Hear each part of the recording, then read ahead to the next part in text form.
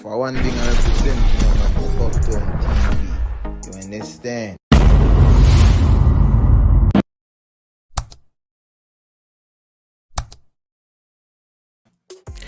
Well, go on, my lovely people.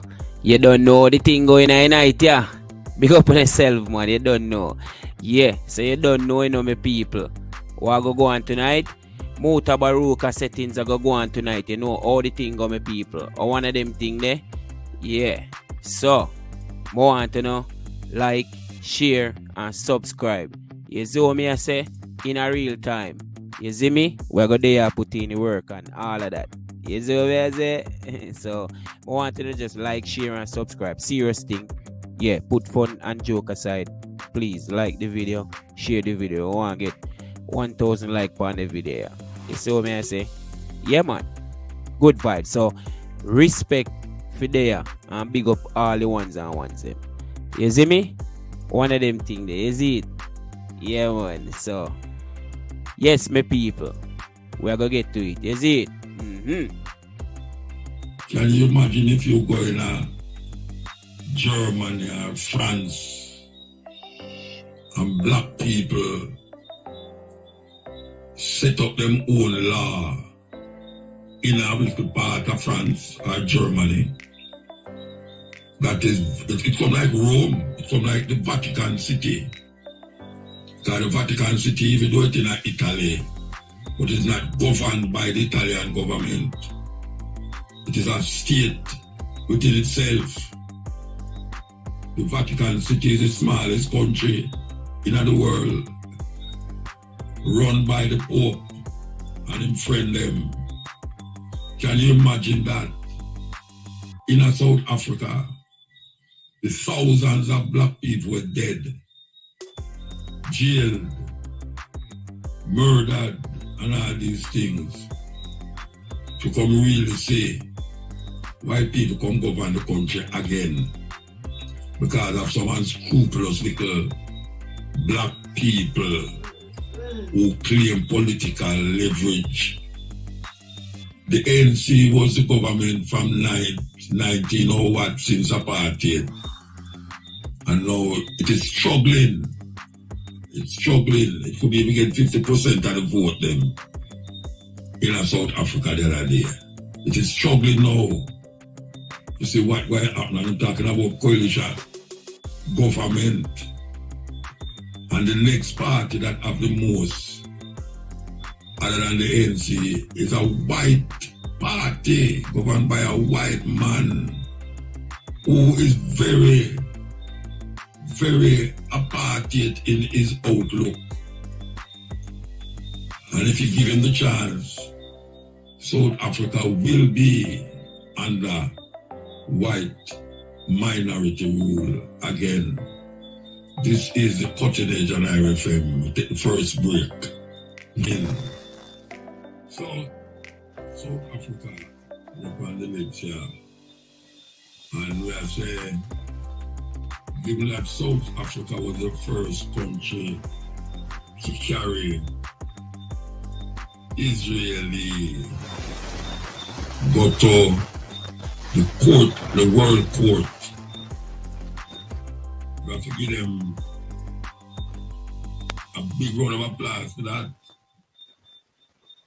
Yes, big round of applause. Them lead the fight.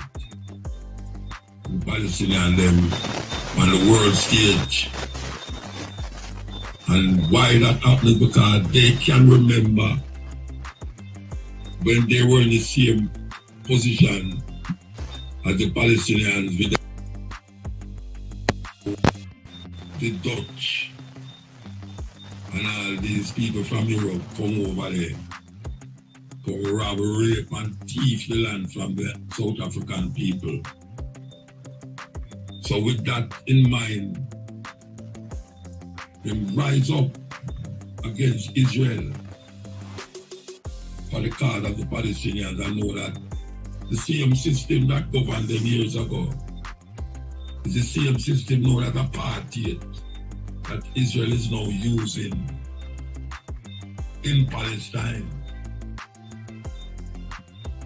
But we must consider, and we must understand,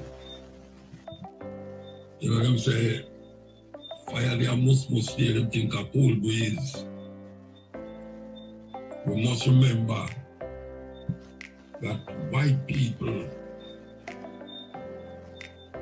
is just keeping, what them call it, keeping step in line with their intentions, and that land them call South Africa, Azania as we call it. And they slowly but surely creeping into the capture mode.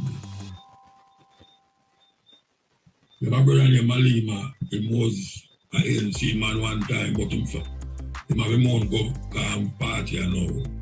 And he running an election, I think he come like fourth behind Zuma party, where him say, one of him thing is if him go in power, him go and take back the land without compensation. Take back the land from white people without compensation.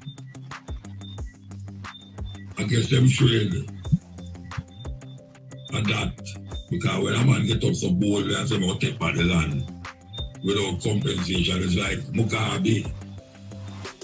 Where this side say, white people planting too much flowers on them land to send to Europe. Because the white people farm in Zimbabwe.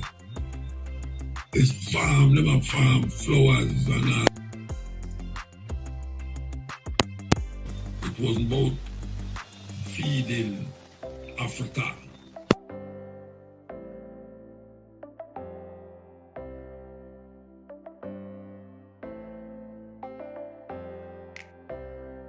Come from,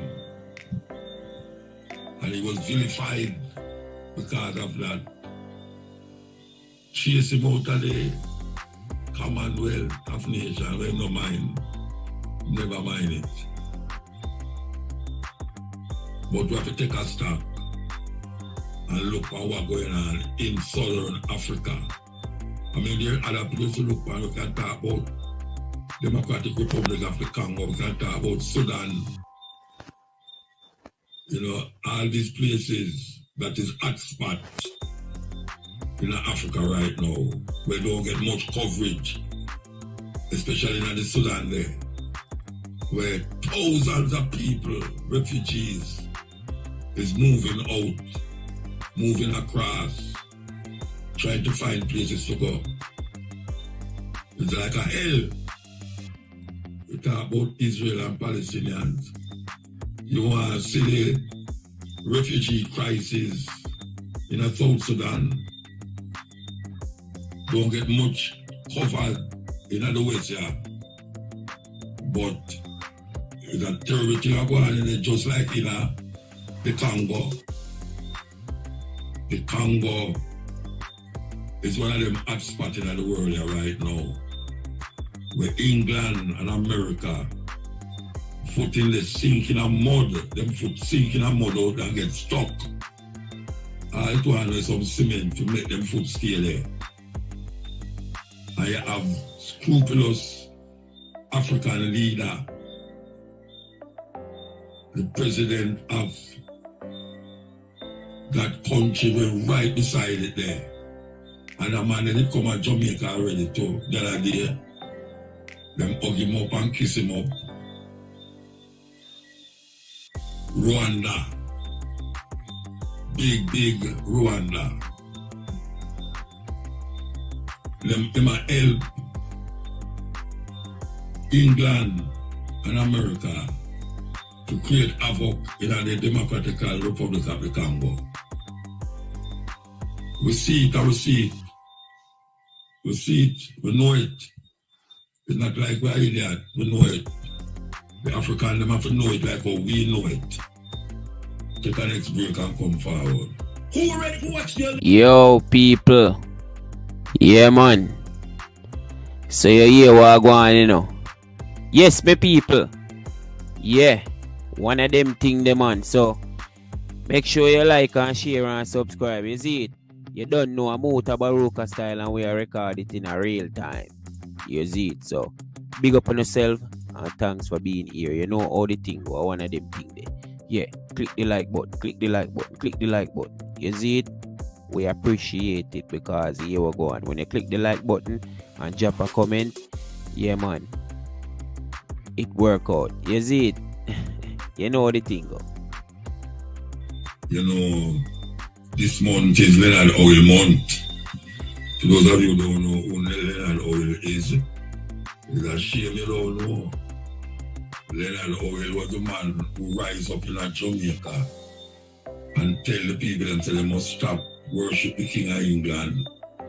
Stop seeing him as them king. 1930, when Haile Selassie crowned, it made me realize, watch a man, we have a king. His name is Emperor Haile Selassie I, and his image should all look towards. So that he was jailed many times, and put him in a Bellevue many times. All sort of things, mashed down in community in a upper Sligoville, near Sligoville. And it was self-sufficient, self-reliance. Leonard Howell set up Upper Pinnacle. Set it up, and again, the government of Jamaica bust a Monte from them time there. Attack Rasta. Yeah man, from them time there, he attack Rasta. And even though they wasn't called Rastafari at the time, it was the Howellites, followers of Leonard Howell. When Leonard Howell declared Haile Selassie, I remember them used to walk around with pictures of Haile Selassie. Big picture to round them necks. Like oh, you'd have put on a pendant. The picture it was pendant. Leonard Howell opened a floodgate of a group of people that is now known as the Rastafari movement, and it spread all over the world, not through any building, church building, school building, hospital building, but through the inspiration and the cultural expression of Rastafari. It spread all over. All over. And we're still there. We weren't supposed to there. We weren't supposed to there, but we're still there. Give thanks. And many come and many gone. Rastafari is still there. I chat the chat and I talk about liberation for African people. And though some people turn it into a religion, it still manifests itself as a revolutionary force to be reckoned with by the establishment. And we'll continue that machine, we call propaganda machine, known as music, that is mostly used by the Rastafari movement to propagate them philosophy and opinions. Them cultural expression is very, very, very high on the agenda of cultural expression in the world. Not just in Jamaica, in the world. If you go to any festival in Europe, any festival, but in the stall them, there's not one stall there that is not projecting something culturally Rastafari. Not one. So Rastafari has blazed a trail that cannot turn back, no matter what them do. Fire. No matter what them do. Very telling brethren this, a brethren just me man, it come like an AI. We ever talk about the the biography of our national heroes and international heroes. Him have it to a key to a part musically. We take it up on himself right now and go find some information about that man. Because you see a group of people walking around the place and saying, Jah Rastafari. And them ear look funny. And them say them not eat certain food. And them hear them talk about Africa regular. Well, that man we hear them call Leonard Howell is one of the men them more responsible for where I go and know as it relates to Rastafari and them worldview. Leonard Howell. Make that sink in your head. Leonard Howell. A man to know about, just like how you hear about Marcus Garvey. I hear about other people. Leonard Howell is a man where most Jamaicans should have know about. Because one of the most influential cultural expression and musical expression come from out of the Rastafari community. Yes, the lyrics of reggae music is what caused reggae to spread all over the world like how it spread. The Rastaman cultural expression, lax, is now something that is mimicked by people in Mexico, in Taiwan, Taiwan, Indonesia, India. Them have locks, wig, influenced by the Rastafari movement. The idea of a vegetarian diet, according to him called diet, wasn't invented by Rastafari, but the culture expression of Rastafari spread it more than any other group you can find in the world. Even though only for people into vegetarian thing. But we give the world something greater than vegetarian. We give ital. Yeah, ital we call it. Very important. We take it further. And now we see so much places and people in the Western world is into this vegan, plant-based, lacto-vegetarian, all sort of thing them call themselves. And this was influenced by the Rastafari movement. How much you ever hear about the book named The Promised Key? The Promised Key is a book where most one should have read who say them is Rasta. Because all you see man have the expression here right now. And also Leonard Howell didn't envision it. No, I never see it. Oh, I see certain man have gone and I say Rasta this and Rasta that and say them a Rasta and all them really. If you read The Promised Key, you realize that that man there, whole heap of things him say different. That's why a whole heap of the so-called elders say certain things and react certain way. And now I hear people call me elder. Hear people call me elder. So we want to play this. We want to play it, say this again, play it again. The man who come in Jamaica and tell the people them say must leg off of the King of England. See we have a king named Haile Selassie. We have him daughter upon the line here. Cassie Howell, good night.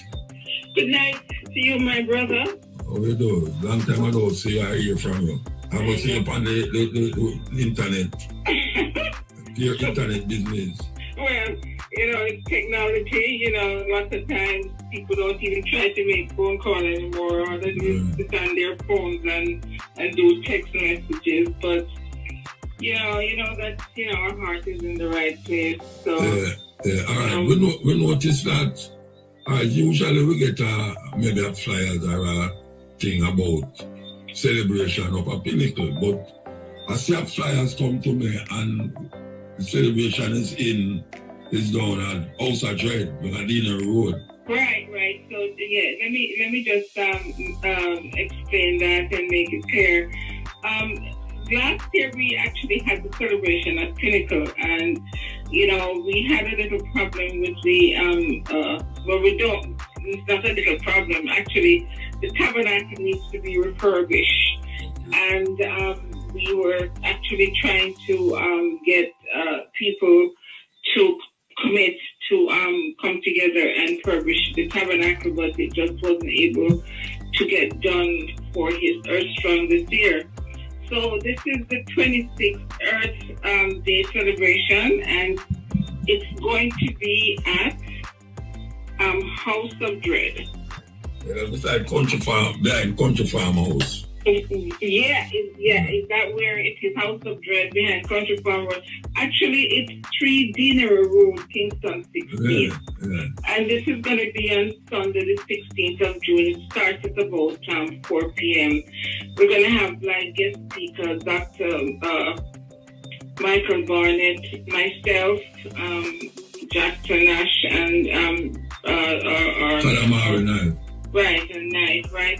We're also going to have some musical tribute to Leonard Howell, and we're going to have a couple culture artists and guests, people who are going to be there, special guest artists going to be performing. Of course, we're going to have our Rasta drumming and chanting. So we're asking everyone to come out and celebrate with us. So is anyone from Pinnacle will be there, drumming and thing? Oh yes. Actually, we're trying to get the Owlites, the original Owlites offsprings, to come over also and do some drumming also there. So it's going to be a good, exciting time. So, each and everyone that's listening to my voice, please, show up. Just show up. All right. A whole heap of people talk about Leonard Howell. Leonard Howell wrote something. I was just talking about the promise key a while ago. Yeah. And I know I think Miguel did print it back. I don't know if it's still available. Is there a move afoot by the family to really get back a lot of these writings by Leonard Howell to the public? Well, I'm glad you said that, because we are definitely in conversation, trying to redo his book, The Promise Key, and there are other people there that have asked me how they can, really get some of the books that's been written, and of course we also had a couple other people who have, wrote several books on Leonard Howell. So maybe at the celebration, we can probably, speak on that some more. Yeah, I know a French lady do one. Yes. The first Rasta. Right. Yes. I don't think I need to go in an e-book now. I was talking to your brother. I talked to him. I think Yanni was in Cuttin 1 year, and was talking about the whole thing. But I don't see nothing, no movement towards really keeping Leonard Howell alive, as we should say. You've been keeping his legacy alive. Yeah, apart from just a celebration every birthday, you know what I mean? And that's true, because Howell was a genius, and his vision was beyond his time. I know that I didn't even see him as an ordinary man, because I know he had a burning his desire for black supremacy was just, awesome.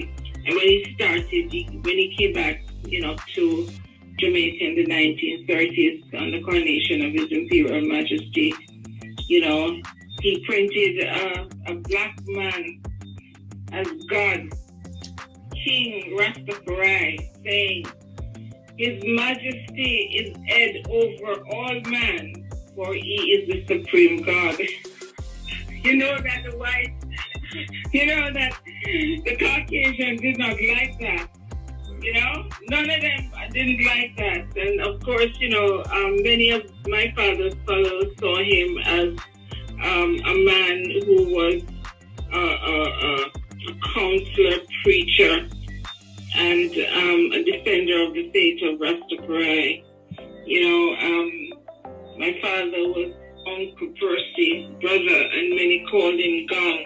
Some even say he had more than just word among the poor people.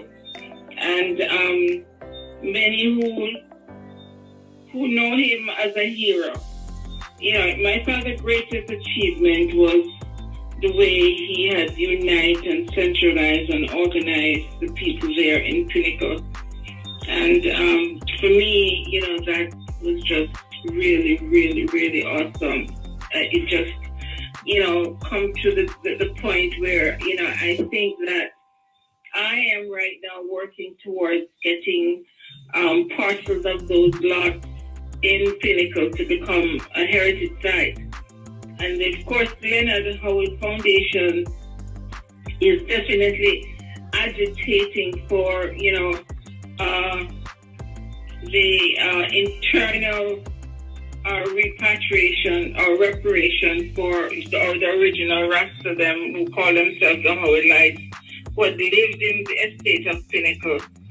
And their offspring right now are living in a lot of deplorable condition and poverty.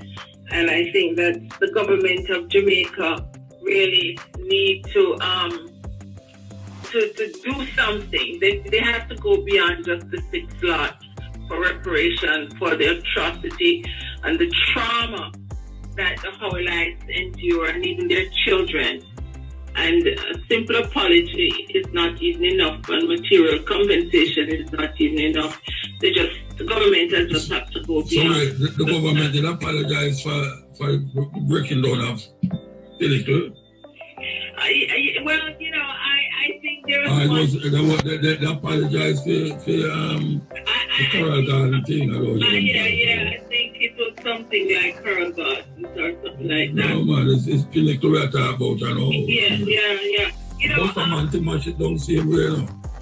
It is something, Howell was the first to have the faith and courage to establish and purchase the estate of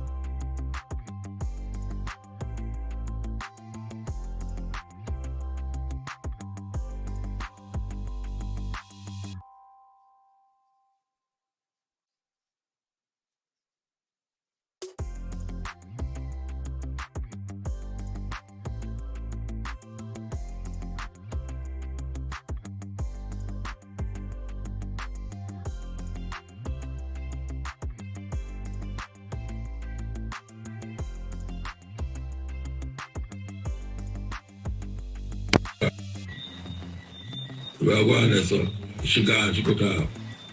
Yeah, for those of you who don't know, but Leonard Howell create a situation in a Pinnacle where self-reliance is what we call it now, where people talk about self-reliance. It was like a city, like a town inside a city where they grow their own food, make their own clothes, and plant herbs, and man knows so well why them can't go down to the market and sell certain things and things. And the unscrupulous behavior of the government again against the Rastafari movement. Them go up, they go mash it down, and this all of the Rasta them have to disperse. And this is how Rasta reach down all Bakawal, where them call Bakawal. It's now called Tivoli Garden. Rasta end up on a whole heap of place where Rasta never intend to go. Because the community was so established that Man never did have to go out to go work. You see, because everything was up there. And we are talking about hundreds of people. We're not talking about a little organization, a little group. We are talking about hundreds of people was in Pinnacle in a them time there. And the government and the Busterman to mash it down. That was one of the first mash down of Rastafari in Jamaica. Until 1963, don't want to get the wrong name. 1 year after independence, them come again and start a thing against Rasta again in a St. James. So it's not like say Rasta never have things going. But once again the government step in and broke with that cornerstone. That man a walk around and a call you black heart man and them something. And all of them black heart man ended up a Pinnacle.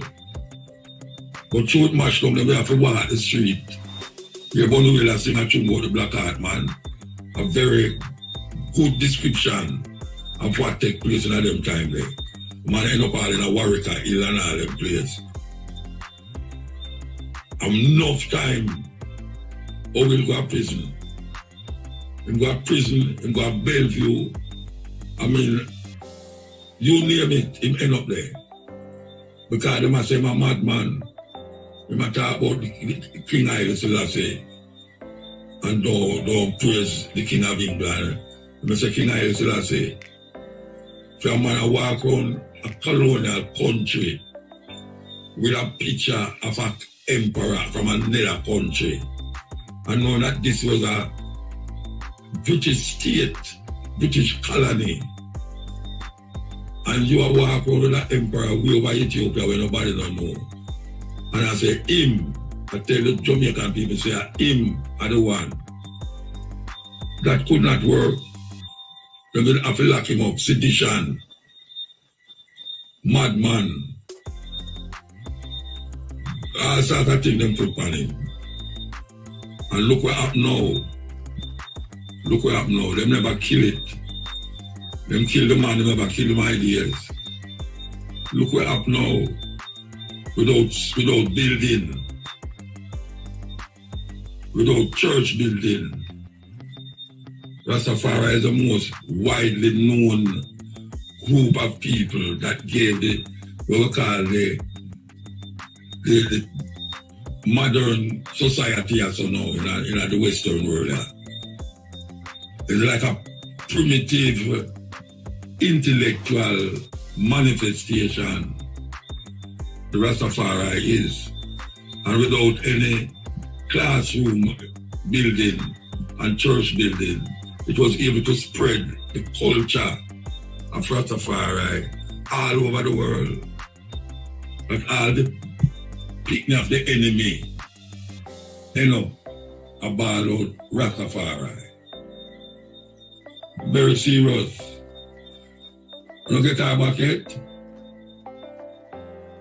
Them get our back.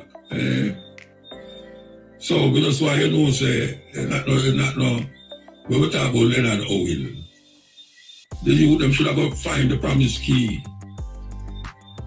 Find the promise key, man, and read it. I realize that well, Leonard Howell writing at the promise key.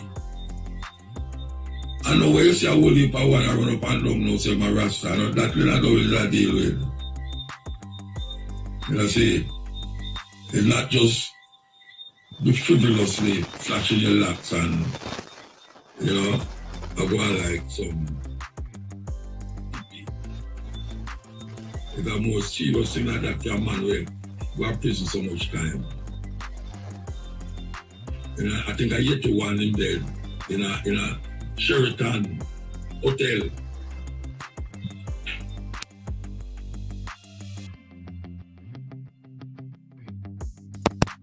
We used to follow Marcus Garvey. And we there so now are all the fort. So much years we are all the fort. But we as Rastafari ones who they have to tell the tale and live out the tale too. Not just tell it, we live it out.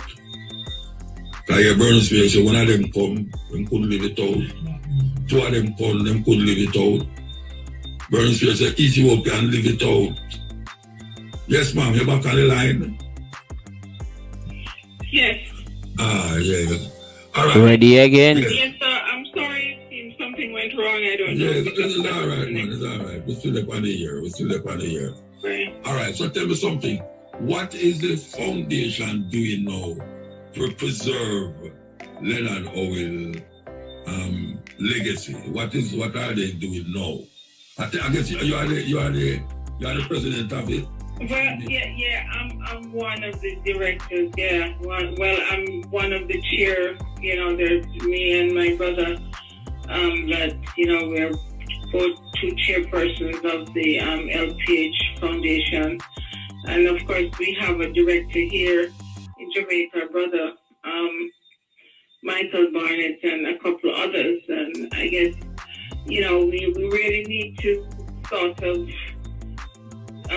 call a meeting with the directors so we can at least, have a plan of action, because I have formulated an action plan as to what we were going to do with the lots when we, of course, when it's finally assigned to us up there in Pinnacle. But you said supposed to be assigned to us over years now. I mean, yeah, it has been a long time, but because what's been happening, we have an organization here in Jamaica called Millennium Council, and I think they're looking for governance over Pinnacle.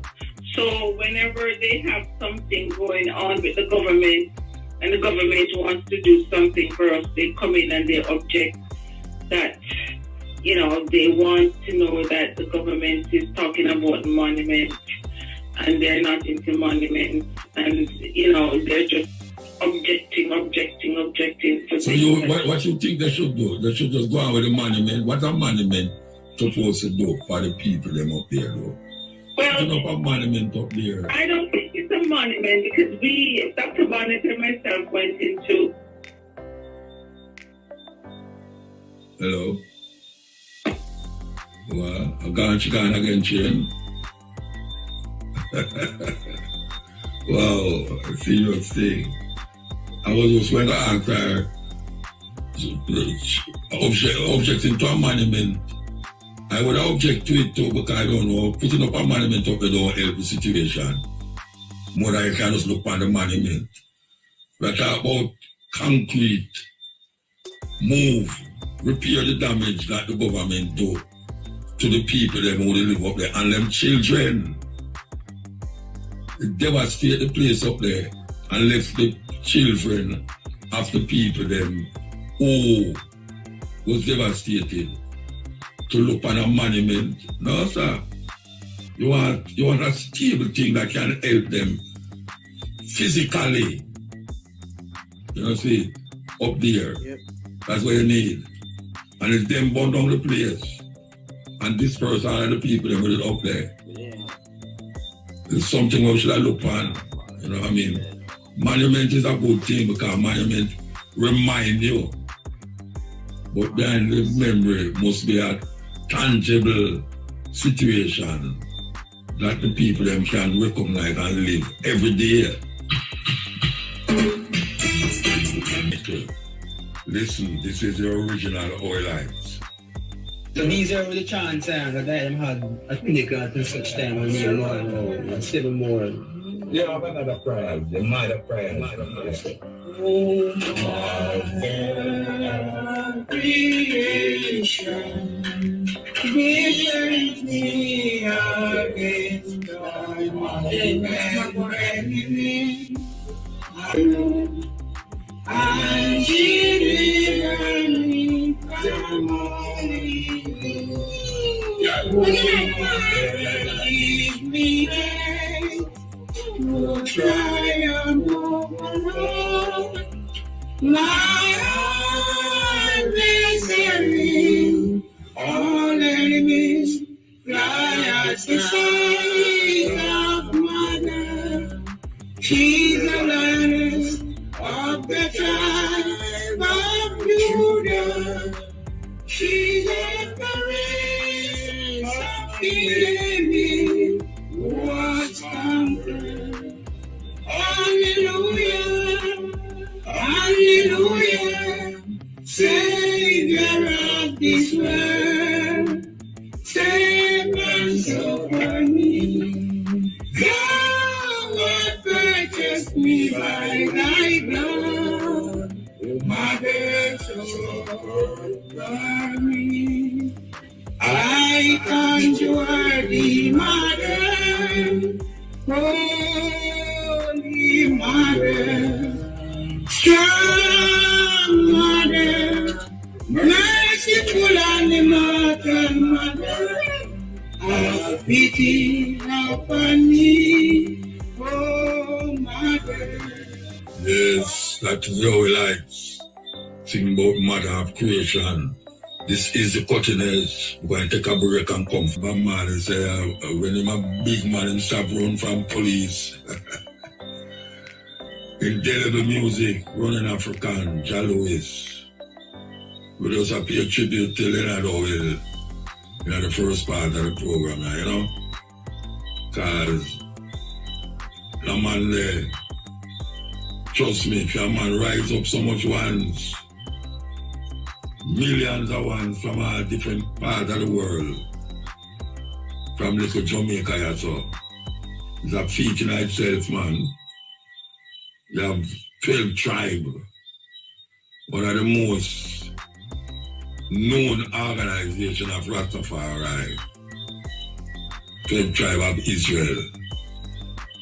And in heights, in prime heights, one heap of one all over the place, all over the world, used to declare themselves Israel with them red, gold, and green thumb, and I try to claim tribal connection with the 12 tribes of Israel according to Genesis 49. And then after Brother Gad passed away, the rising up of the Bubble House rise up. And when you look on Kingston, a whole heap of the youth, them start to wrap them head. And I say, holy man, you lie. You hear a whole heap of one start say, wrap them head and wear the robe, well identifiable. No, we are the see that a go on. We are the see that a go on. No one that fly them locks. Well, if a man now start to fly them locks, all the man who used to wrap up him head. First time you never see them locks, now them fly. It's an evolution. Sometimes I wonder if the evolution will carry you down the pit. Was the 12 tribe, what if I want, I myself I used to join 12 tribe. What if artists, Greg Isaac, Greg Isaac, even though Greg Isaac, Freddie McGregor, Judy Moore, Bob Marley. What if I want, why you look Jerry Small, one of the, what them call them now, the executive in the house. We used to call it house. But this virgin now used to play enough when Jalov used to keep them dance.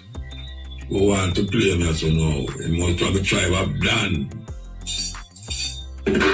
Music is got to leave this place. This is the Cuttin edge. Take a break and come forward. Yes, me people. So you know, say, me they have to tell us if you like the video. You see what me say? Really appreciate it. It make the algorithm tell, say, the video is worth it and it's credible and it's actually ready for road. So that's all you gotta do. Just click the like button. It's free. That's all I ask from you.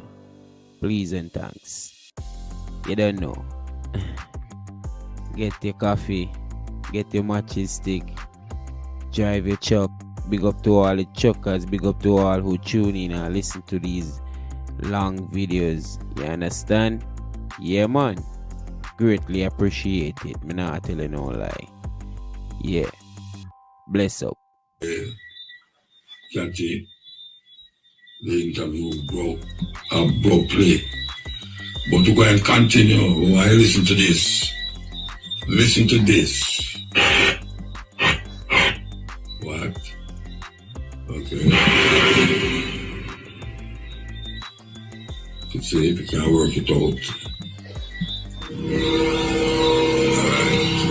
Before the 3rd century, the church in Rome was one of many churches that were scattered all over the Roman Empire.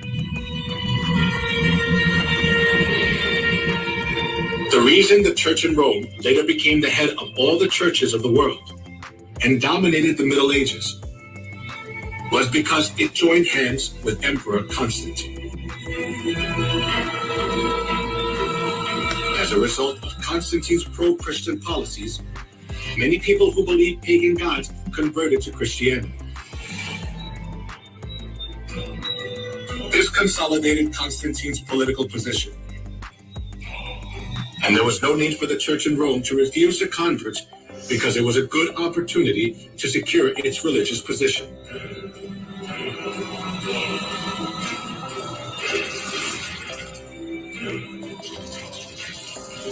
Oh, people, it crazy.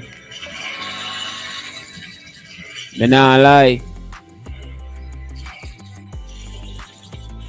Crazy Constantine.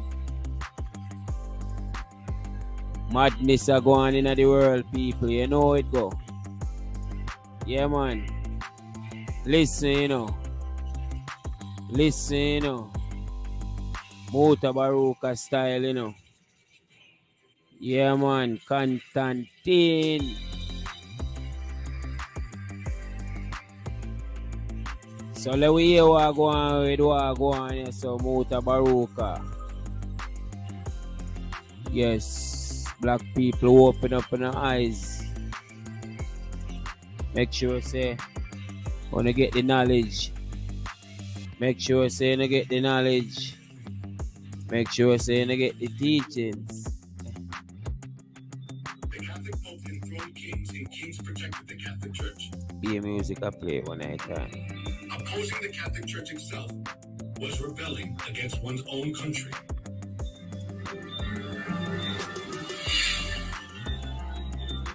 The Pope wielded an absolute power. We can see just how powerful he was through one incident, the humiliation at Canossa. That happened during the time of Pope Gregory VII. Pope Gregory VII claimed that the Pope could not be judged by anyone on earth, and he could dethrone emperors and kings, and excommunicated Henry IV, the Emperor of the Holy Roman Empire, in the course of the investiture controversy. Wow. As Henry IV was facing Serious business. throne, he went to the Pope who was in Canossa.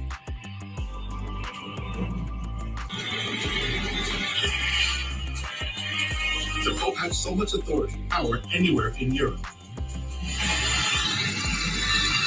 Wow. Not only that, the popes committed numerous crimes such as murder, blasphemy, Oh my God, hear that? adultery, to hold on to their seat of power. Yeah.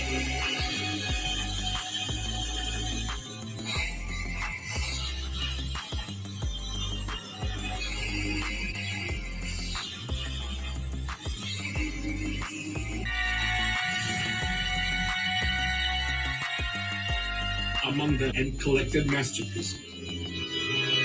He invited artists like Michelangelo, Leonardo da Vinci, and Raphael to the Vatican and richly ornamented the church. Being driven by his vanity, he constructed St. Peter's Basilica. However, as he ran out of money by collecting costly works of art, he started to print a greater amount of indulgences.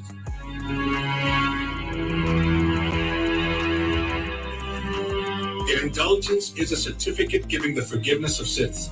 The Catholic priest propagated that people were guaranteed to enter the kingdom of heaven safer when they gave more money. Come, see for yourself. This is not just a simple indulgence. Even though you don't do confession, all your sins will be forgiven. Even the sins of your relatives in purgatory will vanish. Will you just leave your mother to suffer in the fire?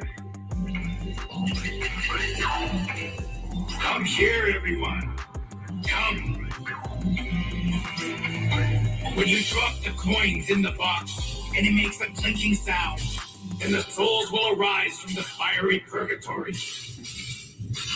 Wow.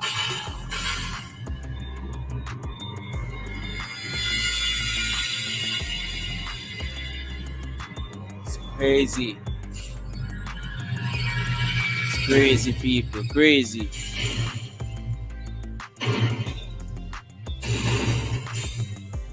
So like we in a dungeon or something like that, The sale of though. Indulgence was one of the biggest businesses of the Catholic Church. Hey, yo.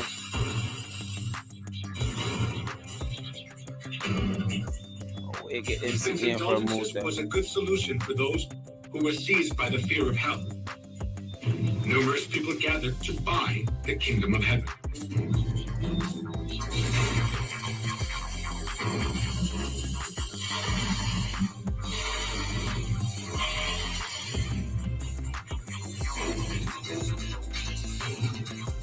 Watch out, no, man. Kyoto, the representative artist during medieval Europe, clearly shows the evils of indulgence in his work.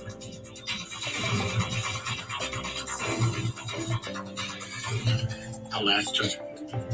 In the painting, Jesus, the judge, is in the middle and the apostles are on both sides. Heaven is shown on the right and hell is shown on the left. One Serious thing that is business worthy of are going. notice is the scene where souls are waiting. A man who is on his knees presents a model of the temple to three women. The name of the man is Enrico Scorvelli. He was a notorious loan shark of that time. Because loan sharking was a big sin, he could never dream of entering the kingdom of heaven. However, even though Enrico was a loan shark, he bought indulgences and paid for his sins, and proudly purchased the ticket for the kingdom of heaven. Serious business.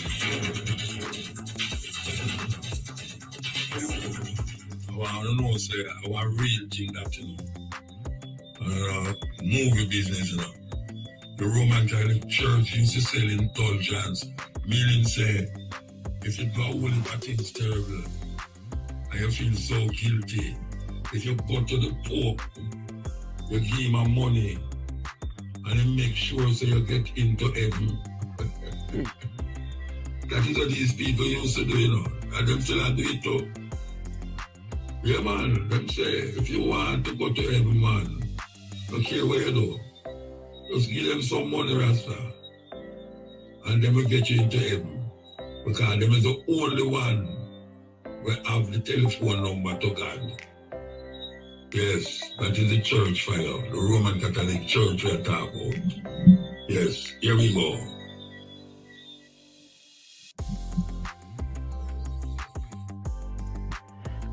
Yes, my people.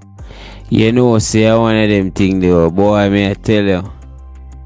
Hey, you hear them thing, them man, and no joke thing.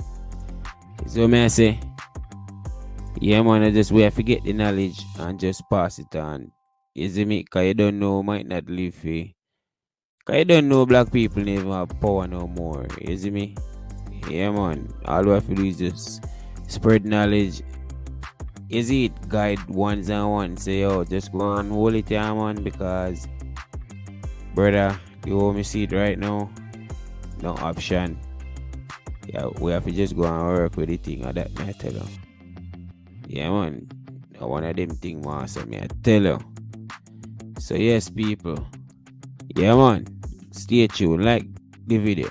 You don't know. Share it to your grandmother, your grandfather. Share it to the cat, the dog, in the yard. You know how the thing go abroad. Ha. Big up Leonard. Mad thing. When you consider that 6,000 years ago, my people along the Nile were doing engineering, science, law, medicine, and a host of other disciplines. Yet the world wasn't here yet. Now I do not know which world they were operating under.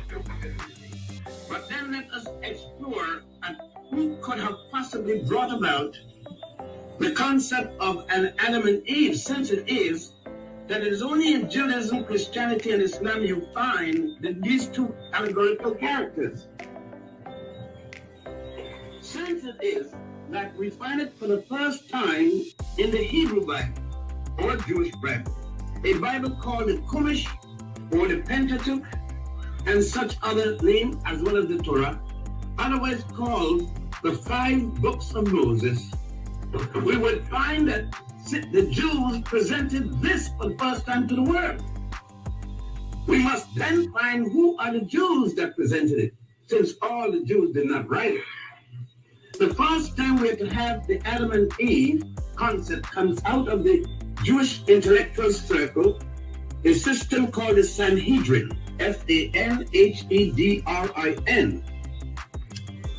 The Sanhedrin put out that book, or started to write that book, in approximately 700 BC, and completed it around 500 BC. The person to whom they gave credit for the story of bringing into the world the concept of Jehovah, the Jewish God, Yahweh, was a man called Abram, A-B-R-M, who changed his name to Abraham, assuming, we must assume, as he stated, that an angel of this God came to him while at state in a dream. You will find that all of the prophets got their messages by dreams. And all of the other writers got their state of information by dream. Not a solitary one being sober at the time and at a state of consciousness. But we find that Abraham was not born till approximately 1775 BC. This will put Abraham's birth sometime between the 13th dynastic period of the Africans of the Nile Valley. Meaning that if we have to use the chronological data of most Western European writers, who gave the first dynastic period of Egypt anywhere from about 5000 BC to about 3100 BC, we will find then that at least the first dynasty of the Africans was at minimum more than 1500 years before the birth of the first Jew, Abraham. More so, that Abraham himself, based upon the Jews, along with his own parents, were worshiping an African goddess by the name of Hathor, symbolized by a cow with a sun disk between her horns. The sun disk symbolizing Amen-Ra, the god of the ancient Africans of the Nile, not only Egypt, Amen being the god of the north and Ra being the god of the south. When Nama, this African king, fought Scorpio, the other king, the king to the north, himself to the south, defeated Scorpio, joined the two states into one, making one Egypt, or the beginning of dynastic Egypt. That combination of the two states, bringing the two concepts of God, Amen and Ra, created for the Egyptians and others in that area a single unity, a single deity by the name of Amen-Ra. Now, the Africans along the Nile, and in particular Egypt, had already worshipped a god by the name of Ptah, or Ptah, P-T-A-H. Ptah was the god prior to the first dynasty and the prominent god up until the third dynasty. Sometime around the third dynasty, we find that the ancient Africans of Egypt, otherwise called Egyptians today, introduced another god, and that was the god Amen-Ra. But let us go farther. Along with the introduction of Ptah and Amen-Ra were other sources of information relating to deity. One, it was at that time that the Africans revived their sacred book, their Bible, a book called the Book of the Coming Forth by Day and by Night, to which an Englishman by the name of Ernest A. Wallace Budge, in its translation from the hieratic writing, one of the most ancient writings today by the Africans, part of what is today called hieroglyph, Budge translating that did not take the literary translation of the title, but took one of these, we will say, titles that would draw attention and call it the Egyptian Book of the Dead. In the Egyptian Book of the Dead, using Budge's description for it, we will find an important section. That section is called the Osirian drama. Osiris was in the extology of the ancient Africans of the Nile, the god who was the direct son. This one should bring a lot of attention to most of you. The direct son of the god Amen-Ra or Ptah, depending on what period of time you're speaking about. Osiris was the god whose mother had him by a virgin birth, whose mother conceived him by an immaculate conception. I am speaking about 4,100 years before Jesus the Christ. May I repeat that because it may be difficult for many of you. I said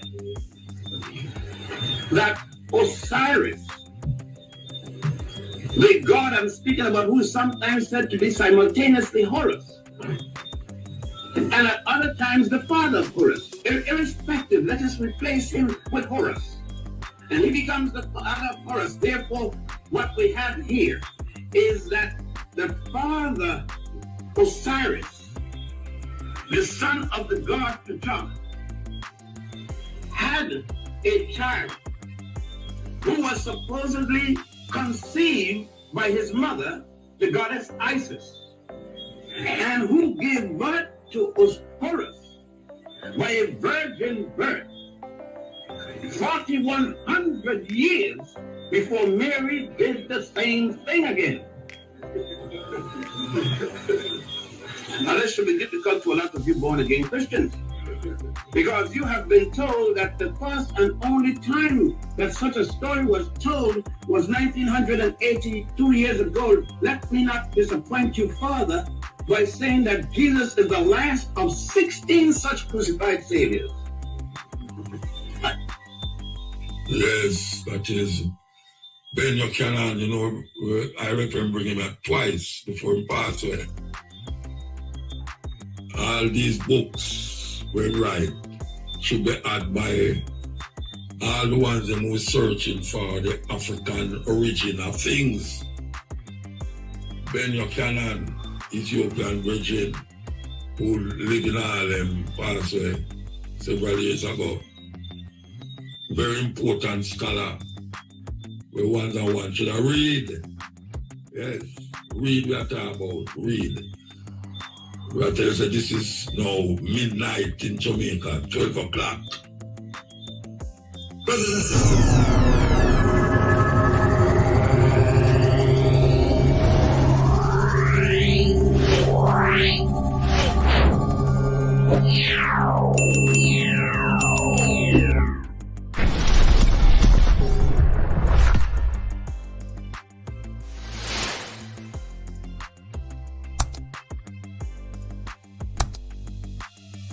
who existed in history, and they say history is when a people begins to write. That starts their history. That means there is no history for Greece until Homer wrote the Iliad, and there is no other written record in Europe until Homer wrote the Iliad and the Odyssey, Which was when?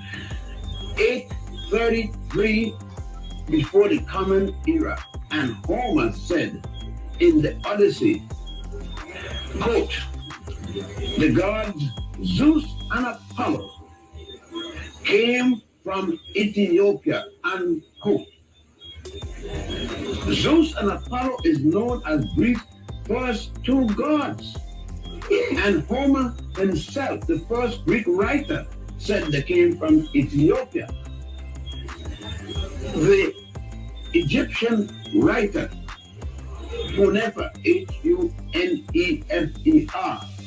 in the papyrus of Hunefer, said, quote, we came from the beginning of the Nile, where God happy dwells at the foothills of the mountain of the moon, unquote.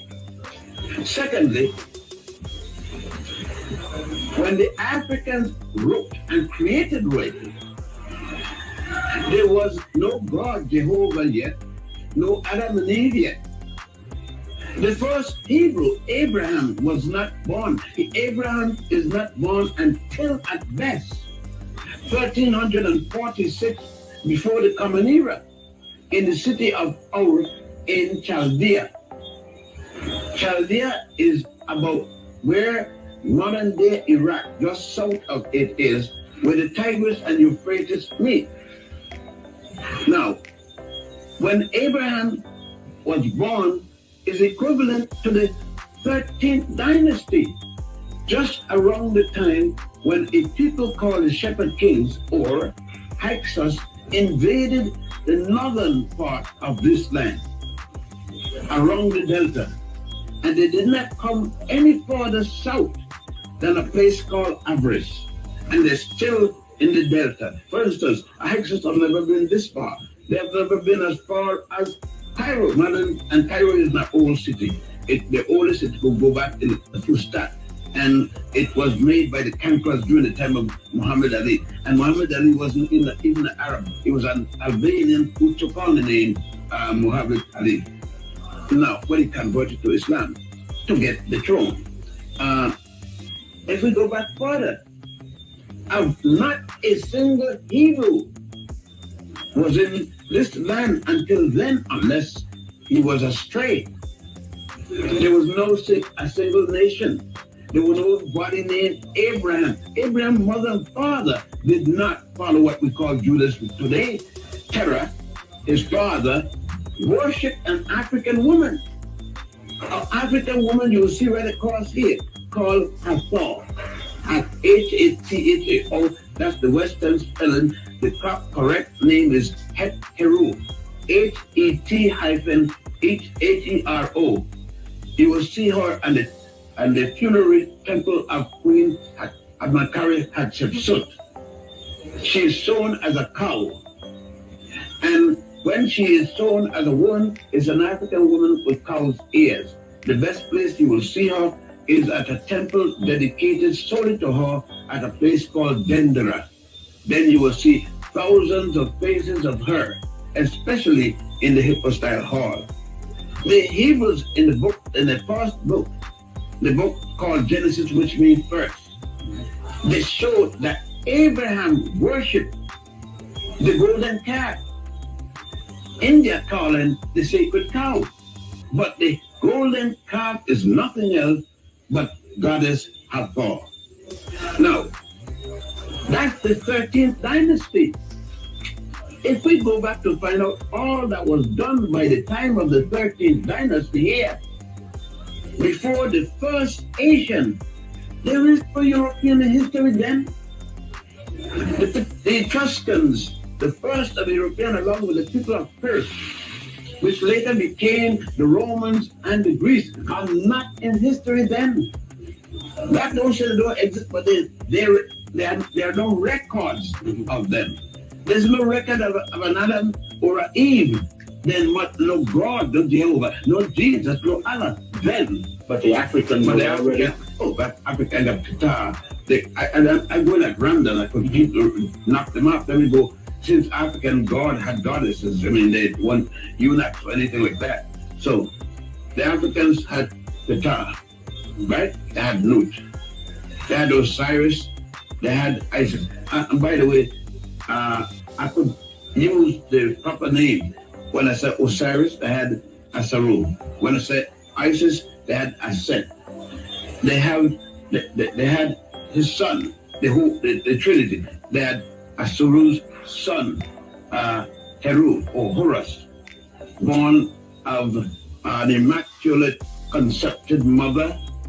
He himself born of a virgin birth, which you can see the story at the temple of Setai I at a place called Abydos.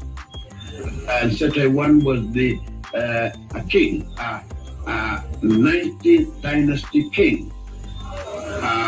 The Africans equally had numerous other goddesses and gods. Yeah, why you listening now? Listen, okay, you know. And keep your brains alert. Music is not the only thing. You see, when you can verify what I say, you know. It's not just talk, you know, you can verify it. You might talk about Egypt and the walls and the pyramid.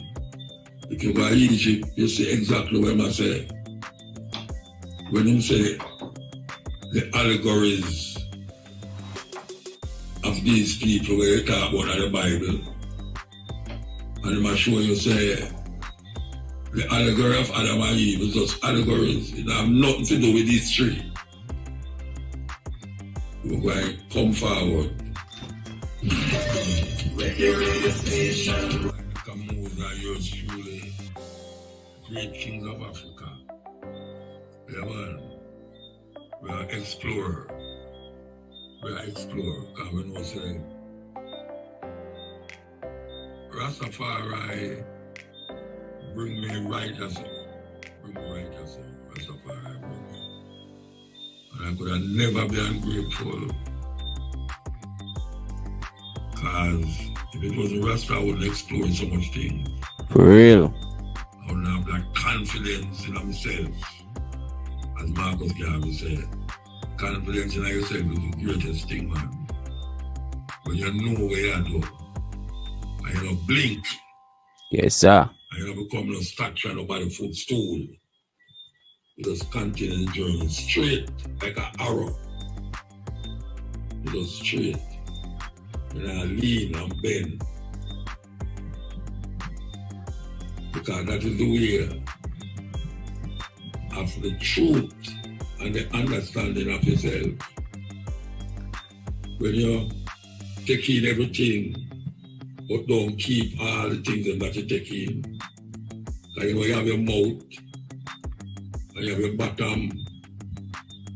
So I'm not taking everything, but you let out a whole heap of things, and a whole heap of things stay in him and becomes part of him. So we have to understand that. You read, you look, you listen, you pay attention,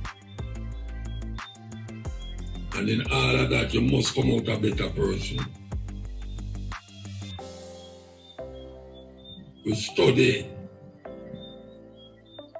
and imagine, because the greatest thing ever is the imagination. You know? Imagination carry you go anywhere. And you can do anything in your imagination.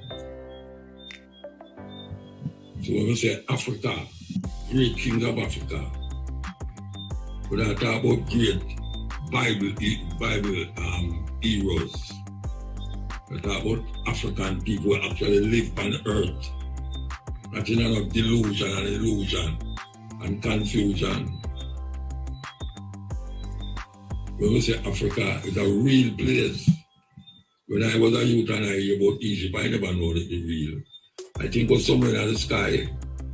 We get to understand, so geographically, Egypt is a place where give birth to a whole heap of the concepts that now form religion. Whole heap of the concepts that now form religion come out of Egypt. We're going to take a break and come forward. Yo, my people. All of these knowledge right here. So may I say? Yeah, man, we have to give thanks. You see it? Yeah. Knowledge at its footstep, knowledge at your ears, knowledge at your... You see me? Knowledge, man. So, yeah. One of them things that you don't know where they are going to put in the work. So, all we ask you to do is just like, share, and subscribe. Share it to your grandmother, your grandfather, your cat, your dog, everybody in your yard. You see what me I say? Yeah, man. Big up on yourself, people. Yeah, man. And big up to all who stay tuned and listen and all of these things. You see what I say, people? One of them things, man. Yeah, big up on yourself. You know, we're there. We to know. I go and chill and I go and watch and I observe. You see it? Continental University. We're at the archives. I will come up with a one listen. Can I teach you? Yeah. I'm asking your permission now. Yeah. Can I teach you? And the reason why I'm asking can I teach you is because in order for me to teach you, I have to say something to you that you don't already know. Are we clear? Because if I'm only saying what you already know, then I'm not teaching you anything. You're not learning and I'm not teaching. All right, y'all ready? Minister Stewart, if you will get for me on this day in particular, 1 Corinthians, the 15th chapter, the 14th verse. Let's read one of the most powerful verses in the Bible. It is also one of the most dangerous verses in the Bible. It's a verse in the Bible that most Christians don't even know is there. It's 1 Corinthians, the 15th chapter, the 14th verse. What does it say, Mr. Stewart? And if Christ be not risen, then is our preaching vain, and your faith is also vain. All right. Everybody repeat after me. If Christ be not risen. That's interesting. That's the subject for today, by the way. If Christ be not risen. If Christ be not risen. Our preaching is vain. And your faith is also vain. If you allow me to transliterate that, what it's actually saying is this. If Jesus did not really get up out the grave, this whole thing is a lie. Y'all got that? If Jesus did not get up out the grave, this whole thing is a lie. Wow. Okay, we got a problem. We got a big problem. Let me tell you right now at the top of the story, Jesus did not get up out the grave.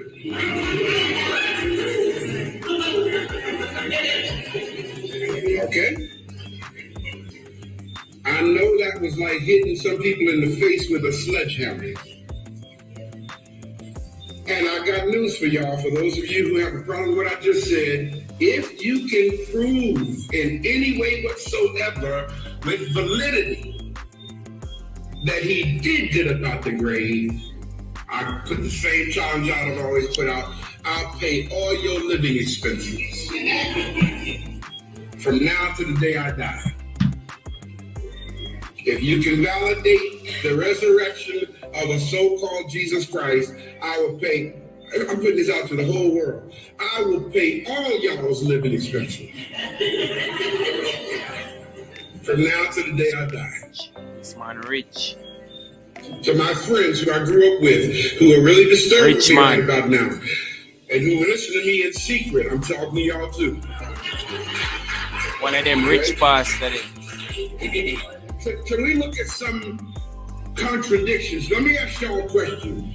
How many contradictions do you need before you understand that something is fallible or there's a fallacy to it? How many contradictions do you need? Everybody got one finger up. Good. Let's find a contradiction right quick. Okay, now let's look at the Bible. Those of you who don't have your Bible, just listen real carefully. But if you will, let's go to the book of John, Minister. 20th chapter of John. Everybody say this with me. Repeat after me. The gospel according to John is a forgery.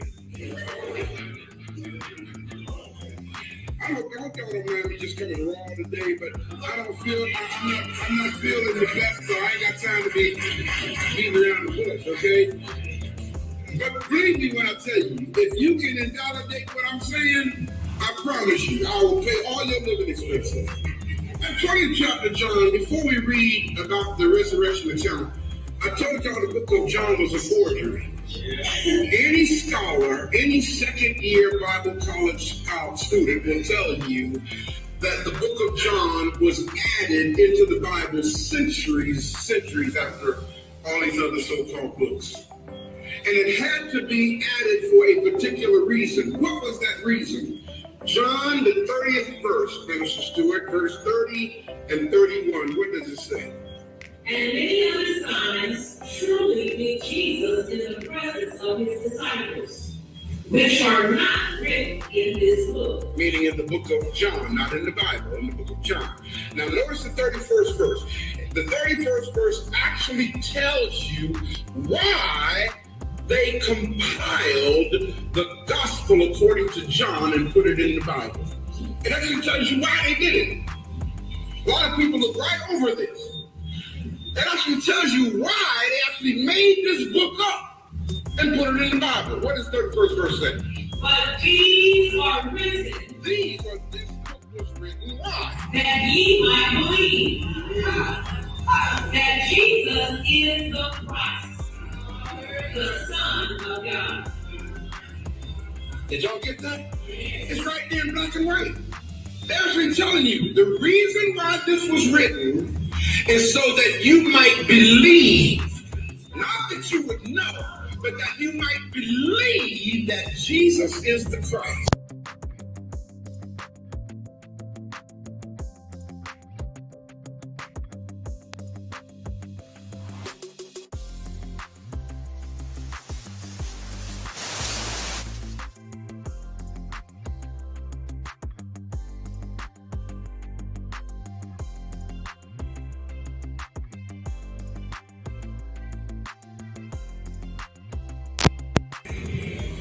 In other words, the European historiography is what controls the thinking of the masses. They Hear that, people? It came from God, and you believed it, and they're controlling you like a dog on a leash. Now, let's go to the first verse of the 20th chapter. Let's talk about this so-called Resurrection Sunday. Go ahead, Mr. Stewart. Verse 1. Yes. The first day of the week, come Mary Magdalene early. Coming who? Mary Magdalene. And who else? There's nobody else there but Mary Magdalene, right? By the way, this is supposed to be the woman that Jesus married, by the way. Uh-oh. Uh-oh. No, he didn't either.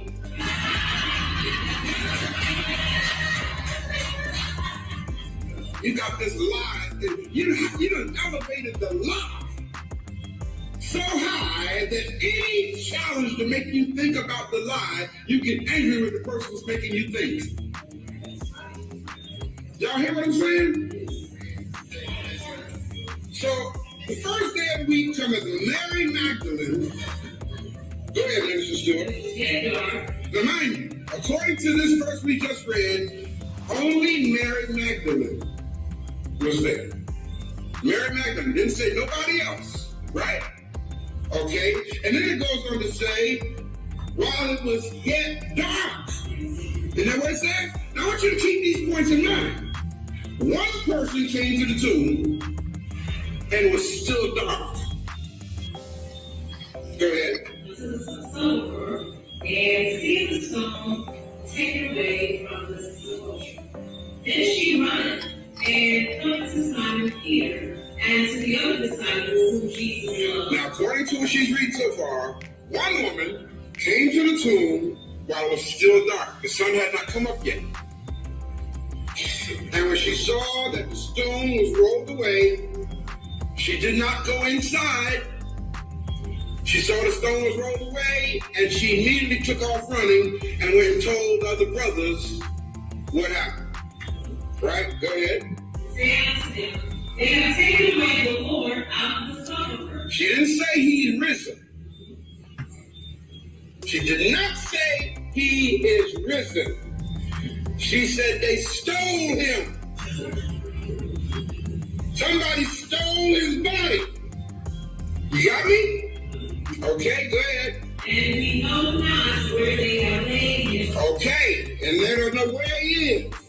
Go ahead. Peter therefore went forth, and the other disciples, and came to the sepulchre. So they ran both together. Here come Peter and some other disciples. They're going to come running to the tomb. Go ahead. And the other disciples did outrun Peter. Whoever this other disciple is, he was so angry about this that he outran Peter. He got there first. Are y'all seeing this here? See, you know, when you really just take your time and read this like we're doing right now, you see how stupid it is. But we didn't take our time and read this. We just heard, he got it.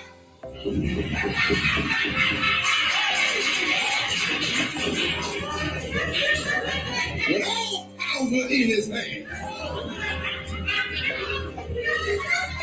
Go ahead, read this story. And he stooping down and looking in, saw the linen clothes lying, yes, with he not in. So the first dude that got there looked into the tomb and he saw that the clothes that he was wrapped in was there, but there was no body. Go ahead. Then comes Simon Peter following him and went into the sepulchre. I can see Simon Peter like, man, I didn't know you could run so fast, man. Ain't nobody in there. Got the picture? Okay, go ahead. And the linen clothes lying, and the napkin that was about his head, not lying to the clothes, wrapped together and placed by himself. Continue. Then went in also the other disciple, which came first to the sepulchre, and he saw and believed. Believed what? What did he believe? It wasn't nothing to believe. What he was told was somebody stole the body. You got me? So what is he believing? Go ahead. Oh, I know, I just heard a preacher talk. He believed what the Lord had said before.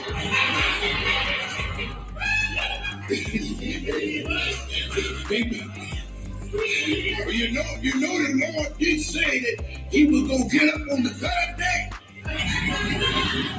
So that's what he believed, and I'm telling you. Go ahead.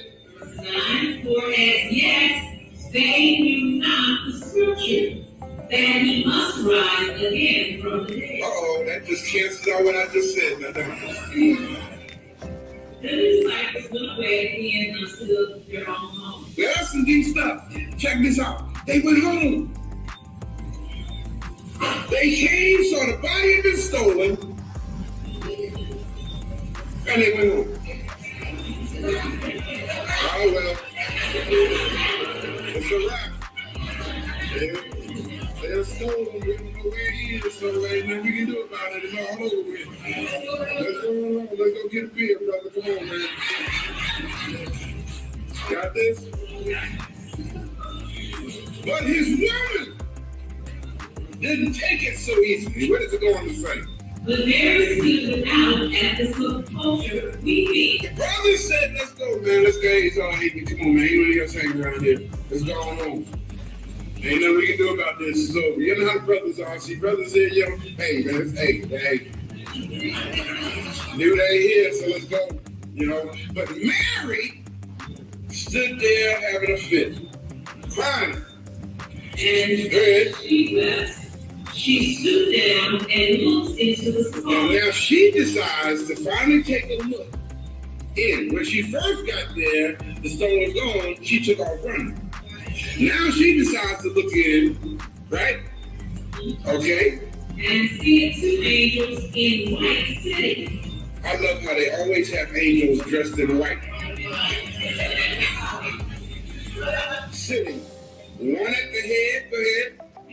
One at the head and the other feet. Yes. From the body of Jesus happening. Yes. And they said to her, Woman, why do you stop? Why are you crying? She said unto them, because they have taken away my Lord. Because somebody stole his body. And I know not what they can. Okay. And when she had thus said, she turned herself back and saw Jesus standing. Uh-oh. Go ahead. And knew not that it was Jesus. Now this is her man.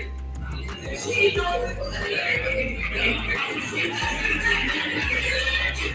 is her man, right? Okay. She turned around and saw this dude standing there. Okay. And she didn't know it was her husband. Go ahead. Jesus said unto her, Uh-huh. Woman, why weepest thou? Whom seest thou? Now, why are you going to ask these dumb questions? Okay, I mean, who else would I be looking for, okay? And you know, who wasn't you laying in here? Go ahead. She, supposing him to be the gardener, said unto him, How do you confuse your man with the gardener, the caretaker of the cemetery? Go ahead. Y'all relax there. Y'all relax. Go ahead. She supposed him to be the gardener, and said to him, Sir, if thou have borne him this, tell me where thou hast laid him, and I will take him away. Yes. Jesus said unto her, Mary. She turned herself and said unto him, Rabbi. Rabboni. Yes. To say, Master. That is deep. He just asked her a question. Woman, why are you crying? Who are you looking for? And she thought he was the gardener. Now he says to her, Mary. And now she knows who it is.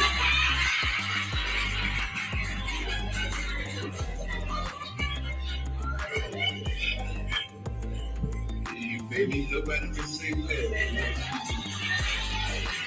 You might have had a very right time.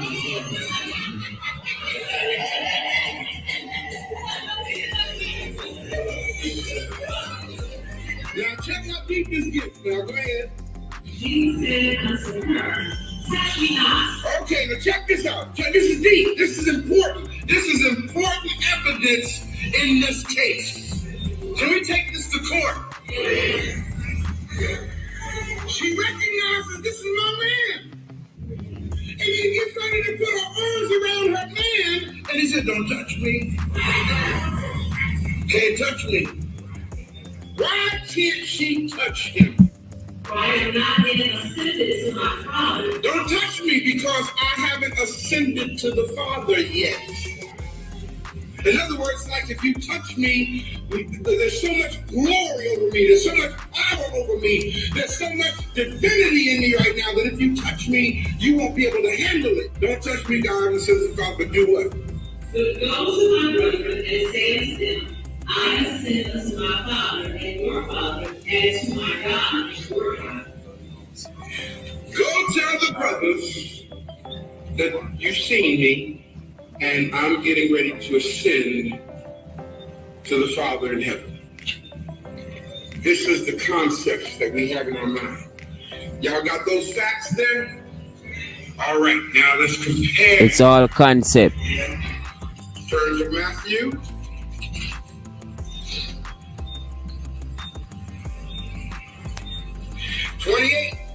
Verse 1. You remember the facts of the first presentation, right? Okay. I asked y'all, how many contradictions do you need before you know something is not right? Everybody hold up one finger. All right, let's read Matthew 28, verse 1. In the end of the Sabbath, In the end of the Sabbath, as it began to dawn toward the first day of the week, as it began to dawn. Now, what did the first account say? While it was still dark, right? Okay, the sun is coming up now. Go ahead. came Mary Magdalene, and the other Mary. Wait a minute, hold on. I just asked you in the first account, Mary Magdalene and who else? And there was nobody else. So now, Jesus' other woman is coming along with Mary Magdalene. And behold, there was a great earthquake. Oh, now we got an earthquake, okay. And the angel of the Lord descended from heaven. Now, mind you, in the first account, okay, there was nobody seen at first. She came and saw the stone and rolled away and took off running. Got the brothers, they came back and looked in the tomb and they saw two angels dressed in white inside the tomb. Now here, these two women, okay, which really are Isis and Nephthys in ancient Kemetic thought. That's where this whole thing's stolen from the first place. Now get me? Here we got earthquake and the angel of the Lord descended from heaven. Go ahead. And came and rolled back the stone from the door and sat upon it. Now, this is some deep stuff because now these two women here, and they actually see the angel of the Lord coming down, but the stone is still got the tomb sealed, and the angel comes down and he rolls back the stone and sits on top of the stone. Go ahead. His countenance was like lightning. Counselor, yes. And his raiment white as snow. Yes. And for fear of him, the keepers in shape and the king as dead. In other words, the caretakers in the cemetery, these are men now, saw this being of light sitting on top of this stone. Y'all bear with me as I talk this stupidity for a moment, will you? Because it's so stupid, I'm getting frustrated talking about it. But I want y'all to see how confused we are and the mess that we've been leaving and got us messed up here. So you can go share it. Go tell your family, you know what? This brother said some stuff to me that I never thought about before. Let me share y'all with y'all right from the Bible what he shared with me so y'all can stop believing this dumb stuff. This being sitting on top of the stone, the caretakers who were brothers, men, got scared. And not only did they get scared, they got so scared that they passed out. Fainted. That's what it means they became as dead men. They fainted. Go to the fifth verse. And the angel answered and said unto the woman, Fear not ye, for I know that you seek Jesus which is crucified. Oh, this is deep now. This angel did not ask, who are you seeking? I know why y'all are here. Don't be afraid. Y'all looking for Jesus, who was crucified. Now this is some deep stuff. He is not here. For he is risen. As he said. Everybody ask yourself this question. Say with me. When did he get out of the tomb? Because the stone was still there when the ladies got there. See, I done dropped the case already. According to what we just read, the angel came down and rolled the stone away. Right? So where did he go? How did he get out of the tomb? It was still sealed. Now, you know what most church folks say? I can hear it right now. I hear them saying it. Well, ain't nothing too hard for God.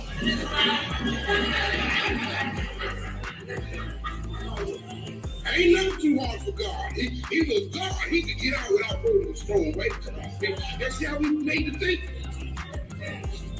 Read quickly.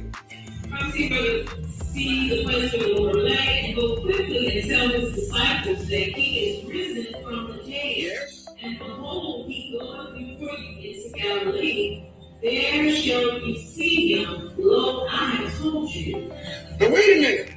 I thought that we just read that Jesus talked to Mary in the tomb.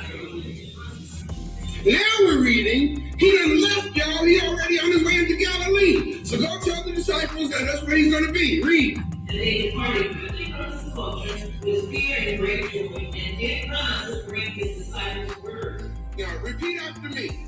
They Talk left to me, people. Talk the to me. tomb with fear and great joy, and told his disciples what they had seen. Remember that. Remember that. Line first, go ahead. And as they went to tell his disciples, behold, Jesus met them, saying, All hail. And they came and held him by the feet and worshipped him. Then said Jesus unto them, Be not afraid. Go tell my brethren that they go into Galilee, and there shall they see me. Let's take a break and come forward. For the sake of time, let's move forward. Go to Mark now. And let's see how this lie comes out. Mark 16.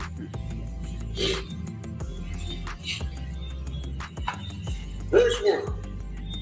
And when the Sabbath was past, Mary Magdalene and Mary, the mother of James and Salome, had bought sweet spices that they might come and anoint him. Oh, so now they're telling us the reason why they came. Here's the problem. You see, that wasn't an uncommon thing to go and because it was a rush ceremony, so they're going to take spices. Boy, people and, crazy. Anointed spices to help get rid of the bad odor because they didn't have embalming fluid back then. Know what I'm saying? So they're going to anoint him with the spices and everything so his body's not stinking and da-da-da-da-da. But the problem is, why are you going to the tomb to anoint him when the tomb was sealed? You know, just like today when they lower the casket in the grave and then they put him in what they call a vault, and then they put the big cement top on the vault right there in front of you, okay, and you know it's there. Why are you going to go back and try to do something to the body? That doesn't make any sense. Make it make sense. Early in the morning, the first day of the week, they came unto the sepulchre at the rising of the sun. Okay, now the sun is coming up. Go ahead. And they said unto themselves, Who shall roll us away a stone from the door of the tomb? You see what I'm saying? You see what I'm saying? Everybody say poor planning. You come in to anoint his body, but the tomb is sealed. So on your way to the tomb, you ask yourself the question, who gonna roll the stone away for us? Go ahead. And when they looked, they saw that the stone was rolled away. Yes, go ahead. It was very great. Yes. And entering into the sepulchre, they saw a young man sitting on the right side, clothed in a long white garment. Okay. They were affrighted. Okay. And he said unto them, Be not frightened. You seek Jesus of Nazareth, which was crucified. Mm-hmm. He is risen. He is not here. Okay. Behold the place where they laid him. Okay. And go your way. Tell his disciples and Peter that he goeth before you into Galilee. Mm-hmm. There shall you see him as he said unto you. Now check out this 8th verse. As I state my case. What does it say? And they went out quickly and fled from the sepulchre. They went out quickly and ran from the tomb. For they trembled and were amazed. For they trembled and were amazed. Now here is the line that says you have to throw this thing out of court. What does it say? Neither said they anything to any man, for they were afraid. Did y'all miss that? Look at somebody next to you and said, according to the Bible, they did not tell anybody. Now look back at the same verse and said, according to the Bible, they told the disciples.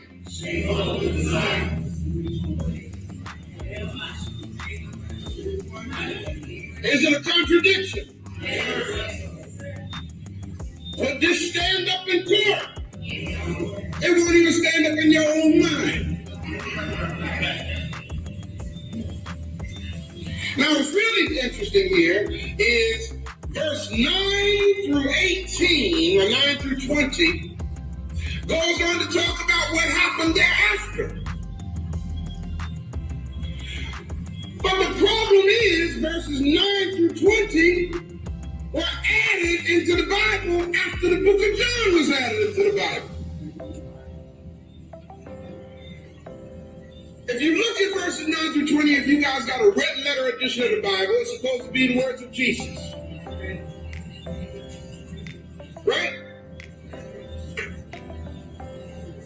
How did Jesus say all this if it was added into the Bible?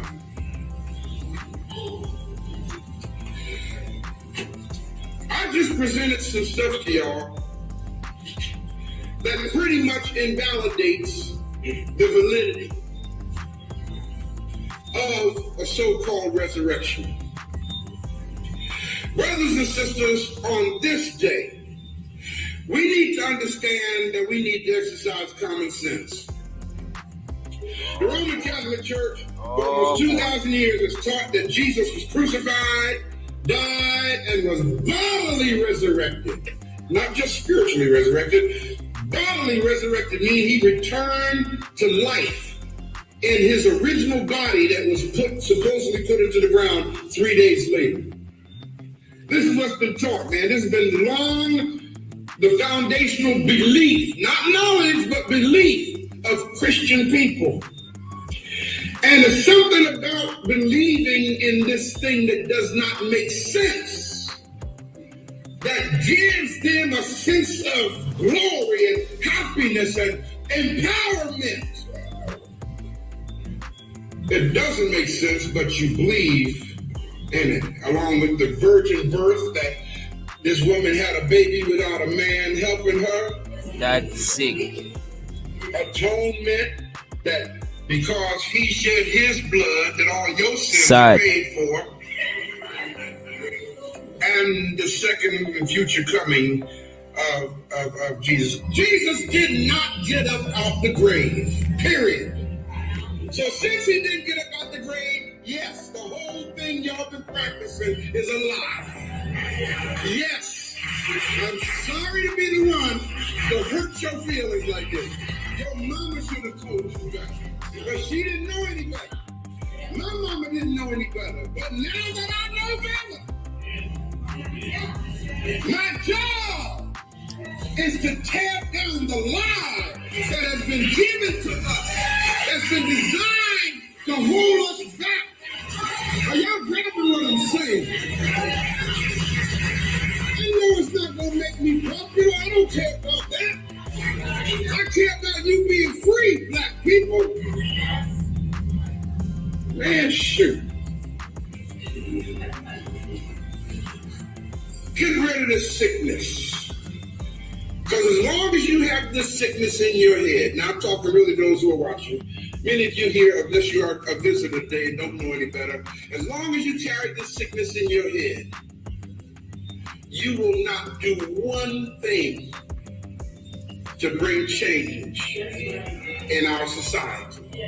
And the reason why you won't do anything is because you're waiting on the Lord to do it. Y'all hear what I'm saying? You've already decided that this world ain't your home anyway. You're just a stranger. passing through. Your home is in glory. That's where you're going. Well, it's really deep, y'all, because there was a time that I heard a woman, the first person I think I remember really hearing say that, her name was Alice Walker. And when she first said that, she was a fairly young woman. She was my great-grandmother. And she was in her 60s, I think, when I first heard her say that.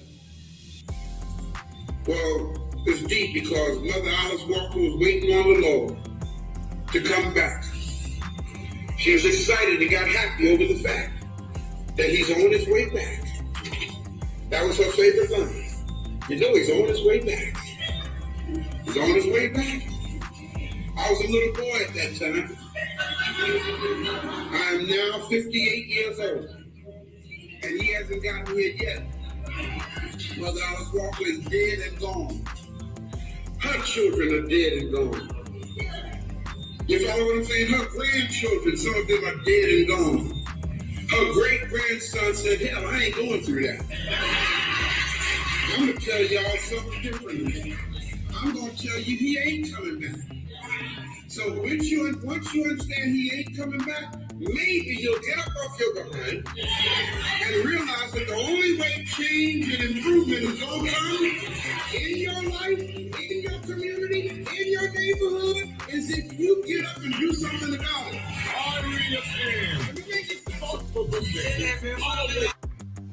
Yeah, people, may I tell you, man? Yeah, they may call knowledge, or they may call inspiration, or they may call it talk where you need to spread all over the world. You see what I say? Yeah, man. So make sure you say, yeah, like the video. You don't know how the thing go. Yeah, man. We greatly appreciate that if you just like the video, like the video, like the video. You don't know the thing go. Yeah, man. When you like the video, you go in the algorithm and they make the thing work. You see me? I say? So that's all we ask for. Yeah, man. I don't know it. It's a time and time. Hey, I brother will start them Reagans. We had him in the studio. I remember bringing him up to the Marcus Bar with Chubu. I was in the studio the whole night. I talk on topic as it relates to Christianity. You know, very interesting and important that we hear on other side. And on one side, it has not been working. It has not been working. And we need to find it. Because things mess up. And part of the messing up is from those stories that Sunday school and church, and then perpetuate the same madness in the church from them time until now. And I tell you about there's a man that is in the sky, that him dead, and him when come back, him flesh never see corruption, obviously the same flesh.